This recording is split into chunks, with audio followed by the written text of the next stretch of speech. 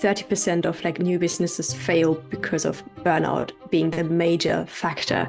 So it is a massive problem because obviously, like, especially in the beginning, when we just start out, we want this to work. Like, we want to put all our effort into this, and we are like motivated and energized. We're like, yes, we can do this, and we work so much, and then we crash because we didn't take into account that we need to be sustainable with our energy and our time and our resources. We can't go at 110 all the time. So what helped me personally to not just get out of burnout, but to also prevent it from happening again, like in this entrepreneurial space, was to really take an approach of life first and to focus on sustainable productivity. In this episode of the Master Delegator podcast, I had a chance to interview Josie Damon. She is a leadership and mindset coach who helps women turn self-doubt into self-trust and build authentic lives and businesses. In this episode, Josie shares her journey from working in corporate finance to becoming a coach and entrepreneur. She also discusses her experience with burnout and how hitting rock bottom led her to reevaluate her life and career. Josie also shares insights on preventing burnout as an entrepreneur, emphasizing the importance of sustainable productivity, self-care, and prioritizing life over work. Our conversation revolves around the challenges entrepreneurs face when trying to establish their businesses and the importance of balancing self-care with the demands of growing a client base. We also talk about prioritizing tasks, delegating, and setting realistic goals to avoid burnout. And in this episode, we also talk about the significance of leadership and taking ownership of one's well-being as an entrepreneur. So, without further ado, here's Josie. Hello, Josie. Welcome to the Master Delegator podcast. I'm glad that we're finally here today. You know, we just met on Threads last month. I was looking for people to interview on my podcast, and I'm glad that you commented on my post because you know what? I've been liking Threads a lot, and I've seen you post a lot on Threads as well. So I'm assuming that you're also liking Threads. So to those who are listening in this episode, if you're not on Threads yet, you need to. It's such a good community for entrepreneurs, business owners who are looking to connect with other business owners as well. But anyway, before we talk about our topic that we want to talk about today, Josie, I want you to please introduce yourself. Of course. First of all, thank you so much for having me. I know it's been like a long uprun until we finally got to talk, but I'm super excited to be here. And yes, I can only say I'm obsessed with Threads. I'm there a lot, maybe even a little bit too much. But as you say, it's been such a great tool to just connect with other people on a way more genuine and like authentic way as well. So highly, highly recommend as well. But about me, so I'm a leadership and mindset coach. And in very short, I help women turn self-doubt into self-trust and to really create and build a life and business in their own authentic way. So no copy pasting shit. It's really what you want to do in your business. I love that. You know, it's not easy to turn self-doubt into self-trust, right? Like, especially us, entrepreneurs, sometimes we are our own worst enemy. We Yes. we think so negatively, so badly about ourselves. We think that people think about this about us, but not really. We're the only ones thinking about it. So I'm glad that we have people like you who are coaching people, guiding people into becoming who they are supposed to be. And I'm sure we're going to talk more about that later on. But I want to know how you got started into this, entrepreneurial journey. What were you doing before? So just as a little side plug, when I got asked as a child, I think it was like, I don't know, 3-4 years old, my mom took me to her office and her manager asked me what I wanted to be when I grow old. And I said, I want to be a boss. Did I go down that route immediately? No, I didn't. I actually went down the corporate route. So that's what I've done before entrepreneurship. I was working in corporate for almost a decade, and I was a senior finance professional. So very, very different from coaching. So I was a number crunching person, but also I obviously had to do with a lot of strategy. I was leading a project team and international project across like different countries to implement a new system landscape. So that was huge. That was like my last responsibility. But at the same time, this project was what burnt me out. It was actually way too much. It turned out to be way more complicated than any of us anticipated. So it was just like a big bad surprise. And it took a lot out of me. It really took a lot out of me, but also like previous habits I had with like overworking and studying at the same time. Because after my A levels, I was like, okay, I want to work full time and I want to study full time. So my calendar, you can imagine, was just packed, packed like crazy. So all of that led to me burning out and really hitting rock bottom in terms of energy. And I got lucky because my company helped me to, so they kind of like got me in touch with a training. And with that training, I got in touch with a coach. And that coach just helped me to open my eyes to, okay, Josie, what do you actually want to do? Like, what's important to you? Like, how do you want to spend the rest of your life? Do you want to do finance? And I was like, I don't think I want to. Like, I want to work with people. I want to have an impact and I want to really like change lives. And I don't feel like I can do that in finance the way I envisioned to. And she then was like, I think you should try coaching. And I was like, yeah, maybe I should. And then I got into the coach training and I loved it from the first second. I was obsessed because it was so aligned with one, my values, but also I previously was always studying everything and anything that I could find about mindset, human behavior, psychology. I was just like, I don't know, absorbing it like a sponge. Anything I could find, videos, books, trainings, I would take it all in. I was like, this is amazing. But in finance, I couldn't express that passion. So with coaching, I was like, I hit the nail on its head. So that's where then the love came from for coaching. But at the same time, in my old job, so I was still in corporate, and I actually was part of a design team to co-shape the new environment, like the new department. And despite me being in that team to co-create this new environment, when I got asked to make a decision of like, Josie, do you want to stay or leave in what you created, co-created? I was like, actually, I want to leave. I'm gonna take my package and I will just dive head first into entrepreneurship, knowing nothing about it. And I was just like, let's figure this out. And that's how my journey got started as an entrepreneur, starting to like coach right away. Wow. For 3 years now. Yeah. I love that. And, I love that when you visited your mom's office and the manager asked you what you wanted to become, when you grow old, you said, you wanted to become a boss, and right now you are your own boss, you are the boss of your own life, and, even though you struggle with burnout and you hit rock bottom, there was still hope for you. You were able to talk to a coach and the coach helped you out. And now you are helping other people who are experiencing burnout and maybe some self-doubt. So I'm glad that you're doing that, and I'm glad that you had a coach who were able to guide you through, because we can't really give something that we don't have, right? And if you didn't have that talk with a coach, you wouldn't be where you're at right now. Yes. Right? So that's why I am an ambassador of coaches as well, because I have my own mentor, and I have my own coach. And even though we can figure out things on our own, we can go to Google, to YouTube, but it's still different when you have that somebody that you can trust guiding you through, not just in your professional life, but also your personal life.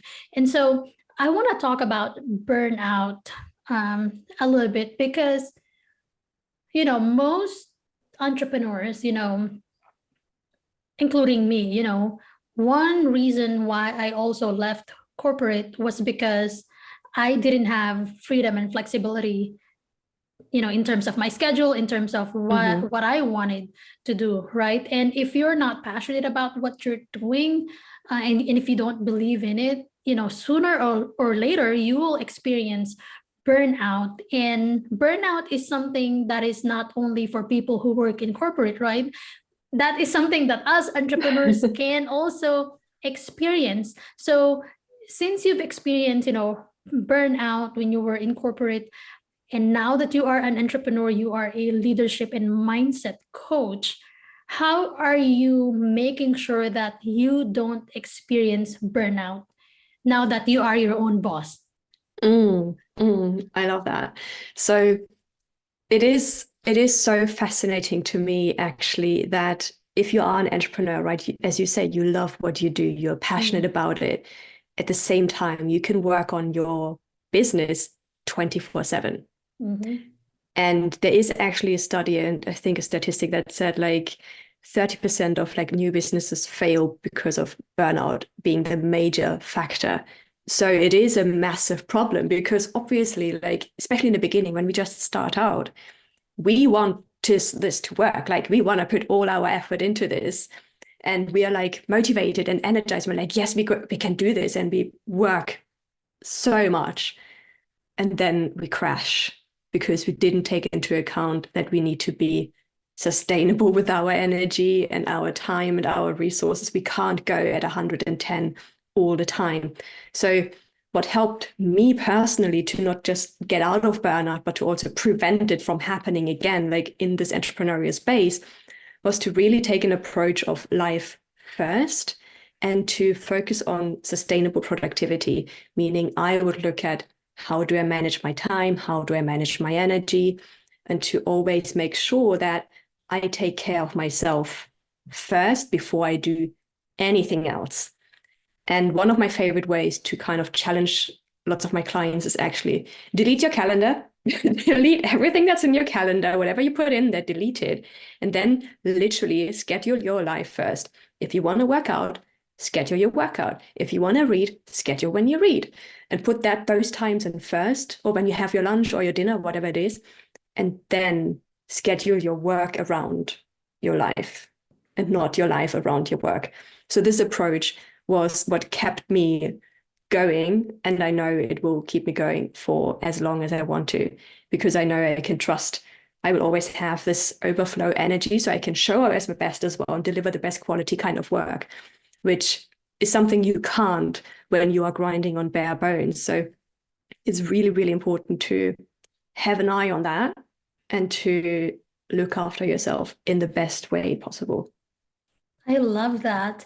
And have you worked with someone, or have you been in a situation where you were so burned out, and it affected your business or it affected your life? So luckily, as said, like, I didn't have that experience in business. I only had that experience in my corporate job. But what I can say is it doesn't only drain you energetically when you're burnt out, like it drains you in everything, in your creativity, productivity, in your ability to just talk to others. Like, I would be on 100 all the time. I would explode. Like, you wouldn't be able to really talk to me without me starting to get really angry. And when I get angry, I cry. So I was just an emotional wreck almost all the time. And try generating like new ideas from that. Try leading a project, or like connect with the people, with your stakeholders.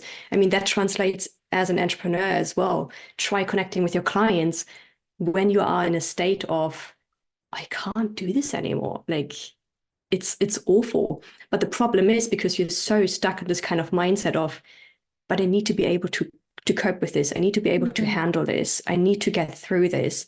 You keep on pushing yourself rather than pushing the brakes and be like, hang on, this is not this is not the quality of work I want to put out there. This is not how I want to be. This is not how I want to show up. This is not what my clients deserve. And this is also not what I deserve. So you really have to then take a step back and be like, things need to change. And there are two things you got to change if you want to get out of that, which is your workload. So you got to reduce your workload, even though you might not like it, but you have to do it. As well as your mindset, how you're talking to yourself. If you keep on saying like, I need to be able to handle this, and like, why are you so stupid that you can't deal with this anymore? Like, you used to be so good at be at the top of everything. Like, if you are pushing yourself way too hard, if you don't show compassion to yourself, then of course it will just get worse. So you really have to change that inner self-talk and be like, you gave your best today, and that's enough. What you have done today is enough. You deserve rest. You deserve 8 hours of sleep. You deserve to feel great in your skin, to feel nourished, to feel an overflow. So those are the two things, the mindset shift and the workload shift, which is a big thing as well that you got to change. Yeah, those two are very, very important, because if you don't take care of yourself, if you keep on working 24 hours a day, sooner or later, you're going to get sick. And if you get sick, you will not be able to operate your business, or you will not be able to function really well. But, of course, this is easier said than done, right? Sometimes we know what we need to do. I got to take care of myself. Self-care is important. But the reality of most or some entrepreneurs, especially those who are still starting out, they hustle, every day, and that's because they need more clients. Because if they don't have clients, they won't have enough income. If they don't have enough income, they won't be able to pay their bills, their house, or do something that they love doing. So how can we balance that? Like, if, let's say, for example, I am currently in that state. I'm an entrepreneur and I'm still trying to build my client base, and I had to work 16 hours a day, to be able to establish my business. How can I take care of myself while at the same time taking care of the business, getting more clients? Are you sick and tired of being overwhelmed and afraid you'll never scale your business? Meet Smart VAs. Unlike many virtual assistant agencies that only assign one dedicated virtual assistant, we provide flexibility for growing businesses by assigning a team of experienced virtual assistants that can do different tasks to support your continuous growth. Visit smartvas.online to book a free discovery call and start growing your business.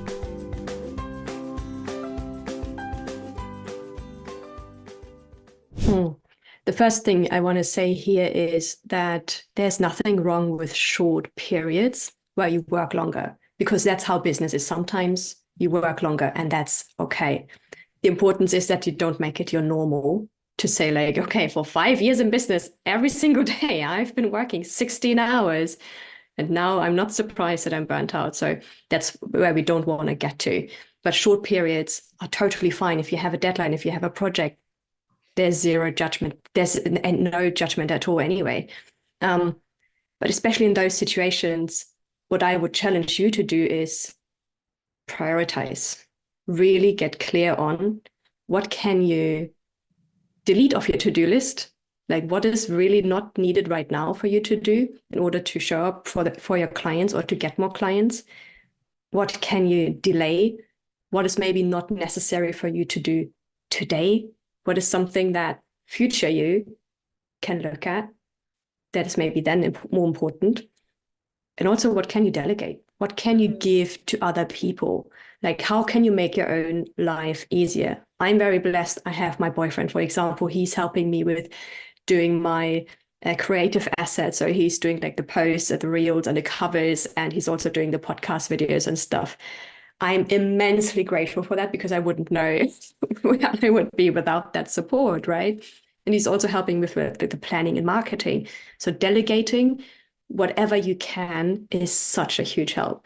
And then obviously the last part is do. What is really, really important that you need to do today? What are the needle moving tasks that you can do today? Do those. And here I would also challenge, reduce them, make it simple. Write down only 3 items on your to-do list. Don't make it a 100 item list that you just look at and you're like, I do not know how to complete this. And you try work through it the whole day only to end up like adding more to the list. And you're like, this is a never ending to-do list. So challenge yourself to really focus on 3 things and to also write things down that you can do for yourself that day, however small it might be. It doesn't need to be a 5-hour morning routine. That's something that really grinds my gears. Actually, I received an email like a couple of weeks back from a productivity guru, and he was like, you have to have a 5-hour morning routine and get up at 5 a.m. and take 2 salt baths a day. And I was like, how is that going to make me a successful entrepreneur? Waking up at 5 a.m. If somebody tells me that I need to wake up at 5 a.m., totally not. I'm not a morning person. And that's totally okay. Like I personally, I love waking up at 5 a.m., but I love that you don't, right? Yeah. Because that's your way of doing it. Like you can still have a great morning routine and a great start into a successful day without getting up at 5 a.m. Mm-hmm. It's so okay. You do not need to do that. And it really grinds my gears that people are saying that's the secret. Like, no, the secret is in how you spend the time that you have when you wake up. It doesn't matter when, it's just how you spend it and how you can set yourself up for success to really have a good day. What fuels your cup in the morning? Is it a workout? Is it 5 minutes of peace with a coffee and nice breakfast and like a nourishing meal, whatever? Is it quality time, a walk outside?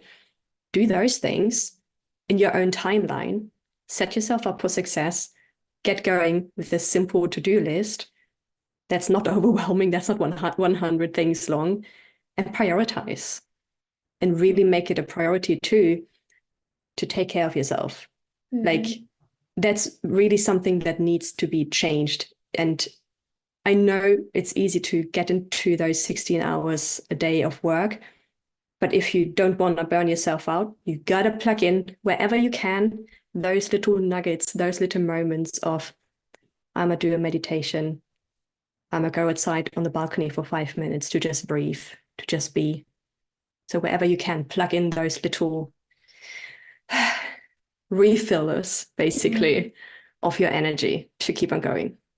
I love that. I love that you said that, it's okay to work longer hours on short periods, especially if you're just, growing your business, establishing your business. I can still vividly remember the time when I was building my agency, there was a time I was up until 3 a.m. or 4 a.m. and my husband was already waking up to go to work. And he was like, what are you doing? I said, I was working for a client project. And he's like, that's not good. But I know during that time that my sacrifice wasn't going to be, in vain, because I knew that, sacrificing maybe for a month will yield to better results or will yield better results. So, but the problem is if it's already a lifestyle, I think it's understandable to work longer hours during the beginning of your business, but it shouldn't stay that way, right? And so if it stayed that way, like you said, you have to assess what you can delete off your calendar, what you can automate, and what you can delegate to other people. And planning and prioritizing those 2 components are very important, because as a business owner, even though you are your own boss, that means you are in control of yourself. And if you are your own boss and you already have 100% control of your life, and you're still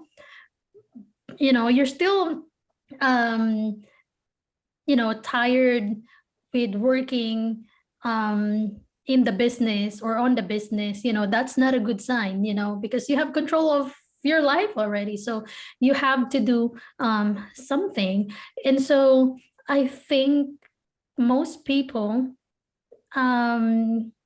it's hard for them to get out of that, burnout situation, because they don't know what to do, like they want to get out of this 16-hour a day work, but they're just like, I don't know how to delete my tasks on my calendar. I mean, not literally, but they don't know what to delete off their calendar. They don't know what's important and what's not important. They don't know how to delegate. They don't even know who to delegate to, because they are so used to working alone. So what can you say, as a leadership and mindset coach, what would you say to those people who are wanting to get out of that situation, but they just don't know what to do? They have that desire, but they don't know the next step. So the funny thing here is that saying I don't know all the time is one of the most used excuses to not do the thing. And I'm coming here really heavy from a leadership perspective, especially if you are an entrepreneur, you are your own boss. As you said, you are in control. So be the leader who is leading this business, be the CEO. Like, do you want to work your employees to the ground? Like, no. Why are you treating yourself then that way? Show up as the leader that you aspire to be and take ownership of your own calendar.